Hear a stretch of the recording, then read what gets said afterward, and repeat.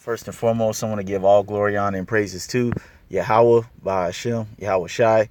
Double honors to the apostle elders of Great Millstone who rule well. And salutations to all you brothers out there pushing this word in love, truth, sincerity, and humility.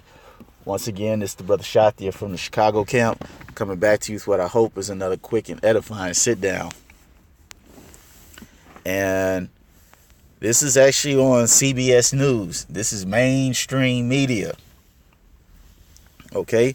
And it's talking about Dress Barn to close all 650 stores. Owner Asina never really invested. And it says Dress Barn, the women's clothing chain that has been around for nearly 60 years, is closing all 650 of its stores. The unprofitable business had lost customers, sales, and share after owner Asina Retail Group failed to invest in the brand, one analyst said. Asina didn't say when the stores will shutter.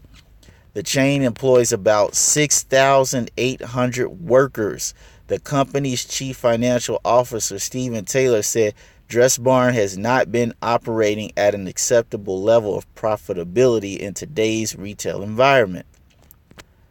Asina, which also owns Ann Taylor and Lane Bryant, says it wants to focus on its more profitable brands. Dress Barn lost market shares to rivals by failing to cater to younger shoppers or families, with rivals such as Target and H&M winning over customers. Global data retail analyst Neil Saunders wrote in a research note, Asina really never invested in Dress Barn and let it stagnate to the point where it has become completely out of touch with the needs of the modern shoppers, Saunders wrote. Even the name now feels old-fashioned and dull. After the news was announced Monday, shares of Asina Retail Group rose 2.6% to $0.117 in extended trading. Shares of the Mahwah, New Jersey-based company are down more than 50% so far this year. Okay? And yeah, that's the end of this article. But hey, this is another sign that Babylon the snake, also known as America, is falling. Okay, and this is really bad because you're talking about, what did it say? This is 6,800 people that are soon going to be without a job. 6,800 people will very soon will not have a job.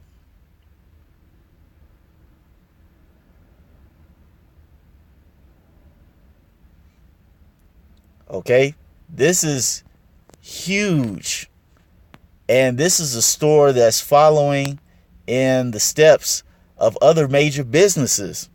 Okay, I just read an article not too long ago where it said, I think CVS is closing like 46 or 64 something stores. And I was able to check out the list. Some of them are, it was quite a few of them in Chicago. Let me see if I can bring this up.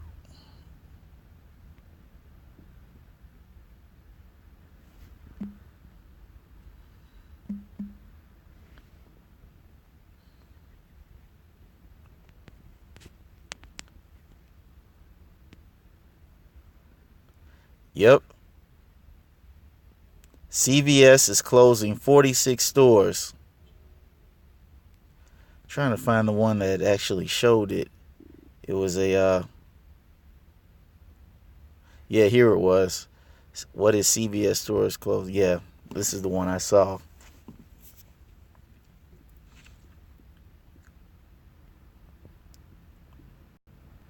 It said what CVS stores are closing in 2019.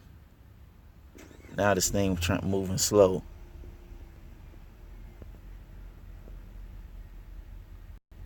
Okay. You got 3 in Alabama, 1 in Arizona, 4 in Cali, 1 in Washington, 1 in Delaware, 4 in Florida, 2 in Hawaii, and of course I live here in Chicago.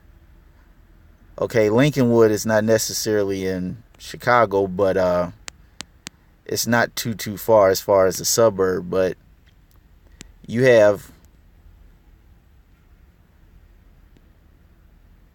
yeah, I pass by this one all the time. 745 West 103rd Street, Chicago, Illinois. I pass by that one all the time. That one just closed literally a month ago. A month ago, that one closed.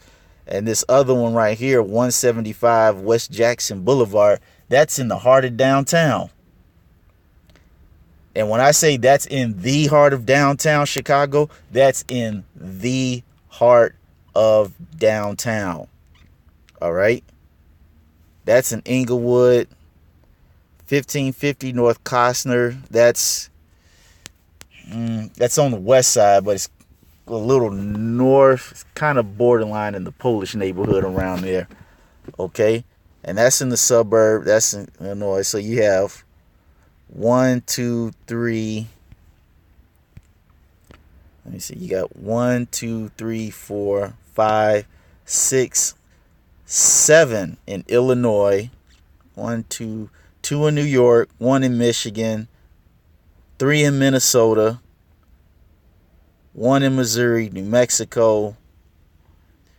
4, 5, 6, 7, 8, and 8 in Texas. Okay? Not to mention that there was another article going out that stated Ford is going to be laying off 7,000 jobs. Okay, if you can't see that this is the end, I don't know what to tell you. That's why it says,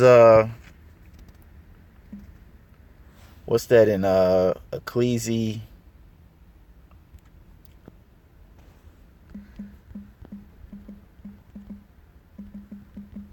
I think that's in Ecclesiastes 12, about how the grinding shall cease. Okay, yeah.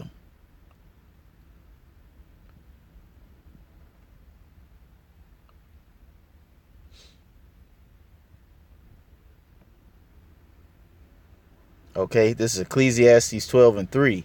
It says, in the day when the keepers of the house shall tremble, and the strong men shall bow themselves, and the grinders cease, because they are few, and those that look out the windows be darkened.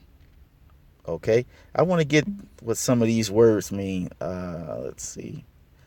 Ecclesiastes 12:3. When the keepers, let's see what that is. Shamar, to keep guard, observe, give heed, to watch for, to keep, retain.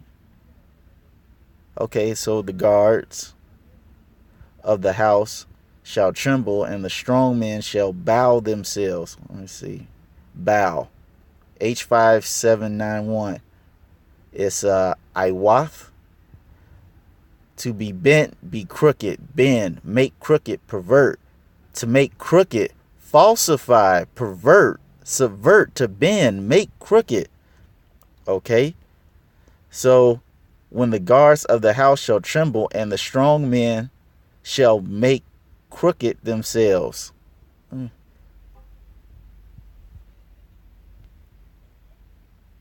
Bow self crooked. Overthrow, deal perversely. Okay. Wow. And the strong men shall deal crookedly, and the grinders. Because you got a lot of niggas out here that are being very crooked right now because of these loss of jobs. All right? These get-rich schemes. You got these Ponzi schemes, these hustles, these all type of madness. because folks are losing jobs and they don't know what to do. Going back to selling drugs, because all these jobs are leaving, okay, and they're not coming back. All right, contrary to this so-called "Make America Great Again" madness.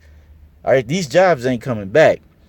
And it says, and the grinders cease because they are few, and those that look out the windows be darkened. All right, meaning that they don't see any hope. They don't see any hope on the horizon. They get up every morning, they read the newspaper, they look at the news, they see old Cheeto face Trump on TV, and all these outlets are telling them that, hey, the economy's good, it's bouncing back, the GDP is doing good, and Trump is putting tariffs on this, and everything's going to be fine. But these people who are losing their jobs are realizing that, hey, man, this thing ain't fine. This thing hasn't been fine for a long time, okay? And they don't see any relief. There's no hope for them. And it says, and the doors shall be shut in the streets when the sound of the grinding is low. All right? When the work is at, well, let's see what low is. H8217.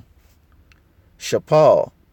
Humble, low. Low in height, low in station. Humble condition. Humiliated. Lowly. Base. Depressed. Literally or figuratively. Base. Okay? So basically, when the grinding is very low in base.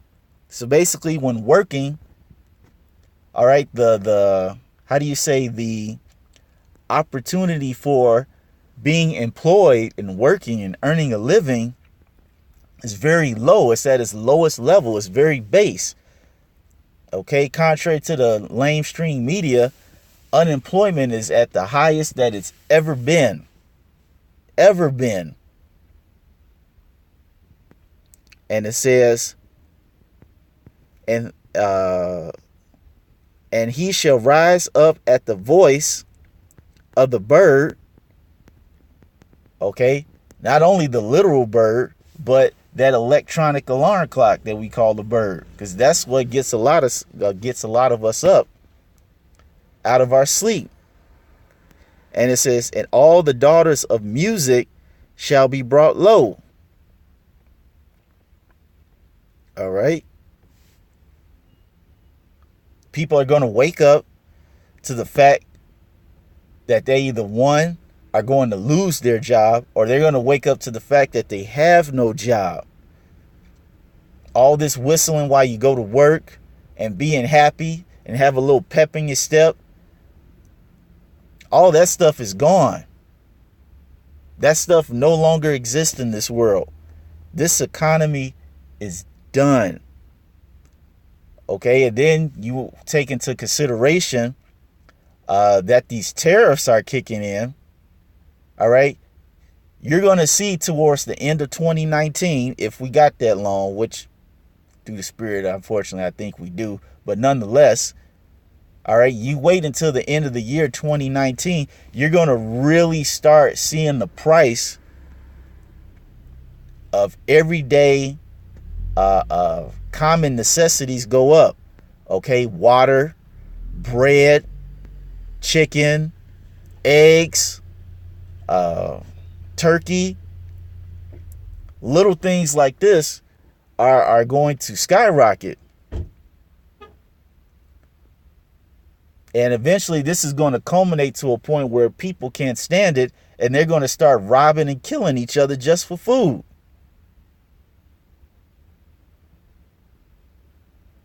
So, but I mean, if you're a man of the Lord, you ain't got to worry about all that stuff, because as the scripture says, let me get that real quick and I'll end on it.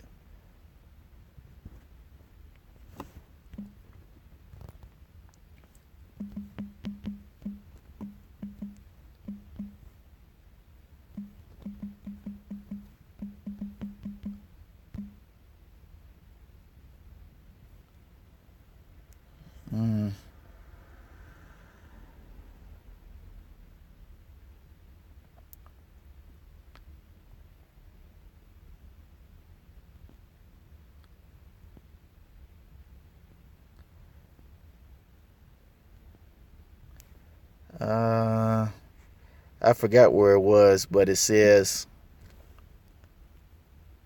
let me see if I can find it. It's my servant shall eat.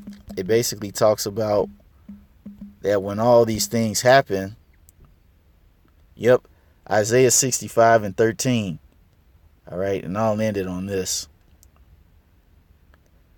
It says, therefore thus saith Yahweh power, behold, my servant shall eat, but ye shall be hungry.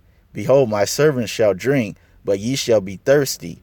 Behold, my servant shall rejoice, but ye shall be ashamed. Behold, my servant shall sing for joy of heart, but ye shall cry for sorrow of heart, and shall howl for vexation of spirit. All right.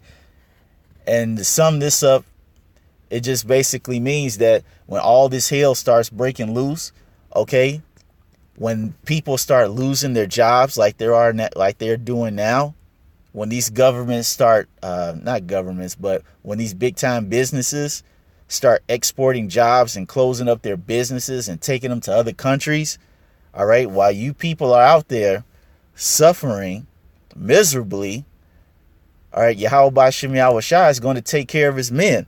It doesn't matter how rough things are going to get.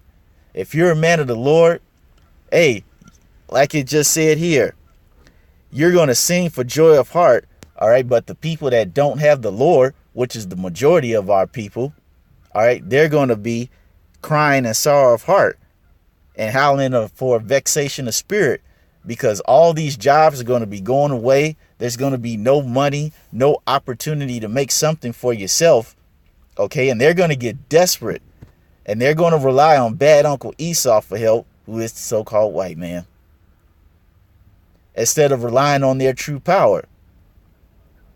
But if you're a man of the Lord, hey, the Lord promised that, hey, regardless of how bad these things get, he's going to take care of us. So, I mean, this is great news here.